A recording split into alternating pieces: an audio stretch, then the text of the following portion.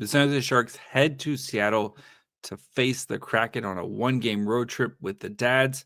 We preview the game.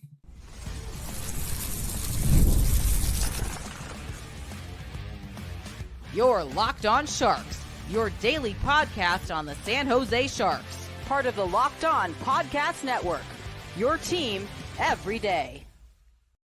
Hello, welcome to Locked On Sharks, the premier hockey podcast covering your favorite team in the Bay Area. My name is JD Young, caretaker at the Reef, also the co-host of Locked On NHL's Tuesdays. Want to thank you for making Locked On Sharks your first listen, probably part of the Locked On Network. We cover your team every day. And for these special, short, kind of little preview episodes, only available on YouTube, we're going to be looking at Sharks versus Kraken. This matchup here is two teams in the Pacific who are both headed towards the lottery, but some very intriguing matchups here. So let's get started by looking at where these teams are at right now. Sharks are 15, 32, and 6. The Kraken 22, 27, and 3. The Sharks coming off a snapping their 6-game losing streak with a 2-1 victory over the Penguins. The Kraken currently in a 2-game slide, having lost to both Edmonton and Anaheim. Their last win was against the Penguins, who might be bad. Kraken are 5-5-0 in their last 10. Sharks, of course, 2-8-0 during that time. Goals for game played. Sharks are at 2.62, 30th in the NHL. Kraken 2.92 goals, 17th in the NHL. Goals allowed per game, 3.62, 32nd for the Sharks, and then 3.19, 24th. I put 24 in 24th for the Kraken, 17.8% power play for the Sharks, and 18.6% power play for the Kraken, 26th and 25th in the NHL. And then on the PK, Sharks are 76.7, and then the Kraken 77.4% on the PK. Toffoli and Schwartz both lead their respective teams with 17 goals. Granlund leads in assists and points with 29 and 44 points for the Sharks. Stevenson leads in assists for 27, and Jared McCann leads in points with 39. How these two kind of the rankings and stuff like that on from Jay Fresh.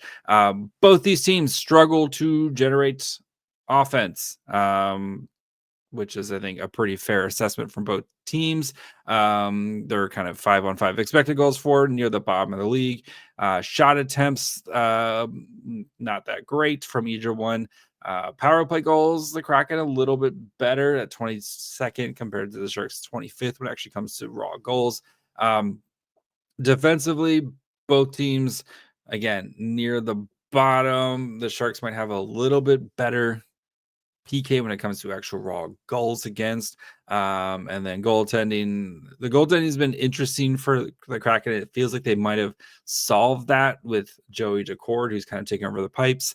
Then they also put by the time you hear this, we'll know what happened. Most likely went to the AHL, but Philip Grubauer was placed on waivers and is expected to go to the AHL because if anybody claims him in that ridiculous bajillion-dollar contract, there's a lot of questions that need to be asked there. So looking at Seattle, they're 28% in points in the NHL. There's 7th in the division when it comes to points. I think I know, or is it point percentage there?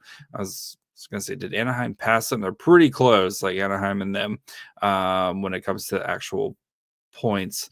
Actually, yeah, Anaheim passed them, 48 points to Kraken's 47 points. So both these teams are bad. You can see this team, since they made the playoffs, especially with their 5-on-5 goals, expected goal share, like they were outscoring their opponent, like what they were expected a couple years ago. Last year, it kind of evened out, and this year they're just not creating goals and they're not scoring goals as well. And then they're also giving up a bunch of goals, a lot more goals than what we had seen. So that's, struggling teams. Struggling teams are bad. So Looking at their lineup here, so you have Schwartz, Beniers, Capo, Caco on the first line, Brovsky, Stevenson, and Bjorkstrand on the second line, McCann, Shainwright, and Tollivan on the third line, Cartier, Stevens, and Tanev on the fourth line. On defense, Dunn and Larson, Evans, Montour, Oleski, and Mahura, and then Decord and goal. I assume they're going to bring up someone from if they haven't done already, someone from the AHL to be the backup goalie, and I assume Decord starts as well. So that is the Kraken right now. What to watch for in this game? So a couple things. One, we know Askrov is going to start this game. He's the expected starter. Warsofsky already said so. Just as a gentle reminder, don't be surprised when Askrov gets sent back down to the AHL, because he is an AHL All-Star, and the All-Star weekend events are this weekend. And the Sharks don't play again until Tuesday. So the schedule kind of worked out for them where they don't really have to make a decision, and it's in Palm Springs. So he can be on a flight and back in San Jose in like an hour. It's not a big problem for Askrov to go do the festivities, be back in San Jose for the game on Tuesday, with the Sharks most likely giving Georgiev the start on Tuesday. That's my guess right there. Vitek Vanacek also sent to the AHL for a conditioning stint. He gets 2 weeks where he can play down there and kind of get back to speed after having missed some time there. So kind of get caught up on there. Well, at least with a Sharks goaltending situation. So we'll start there with Askrov. Great game against the Penguins.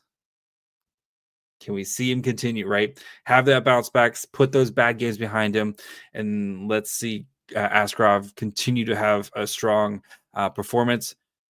The matchup I'm looking forward to this most is how the Sharks try to kind of combat the top line for the Kraken, right? Caco, since getting traded to the Kraken, has really had a solid start to his Kraken day season, or Kraken time. 4 goals, 11 assists in 19 games. I think he's shooting the puck a little bit more. Shooting percentage is much higher than his kind of career percentage right now, but it looks like it's a really nice fit for him. Matty Beniers was, again, like my favorite player in that draft. How do the Sharks counteract that line? Do they try to go match up as best they can with the Granlund line, who's maybe a little bit more defensively responsible? Or does Celebrini, is it just best on best? Let's see what happens here. That I'm really curious to see how the Sharks try to match up with that line, and do they let Celebrini go at it and say, you know what, we think Celebrini, Toffoli, and Eklund are just better than your guys, and we're going to try to kind of go from there? Or do you go with a little bit more responsible defensive group with Granlund at the helm? I know Will Smith's on that line, not the most solid defensively, but or do the Sharks go with one of the third lines, like with the Wenberg line, which I would hate to see? I want to see the Sharks they're one of their top 2 lines, take on that line and kind of see what happens there. Also, the third line, Shainwright on the third line, I feel like that's a mismatch. How do the Sharks kind of navigate? I know Wright's maybe not had the best start to his career, but that guy's very dangerous, and he can be like, it doesn't take much, and then he could have himself a night. So and I think the final thing is the special teams. Both these special teams are very mediocre, and I think it's a nice word.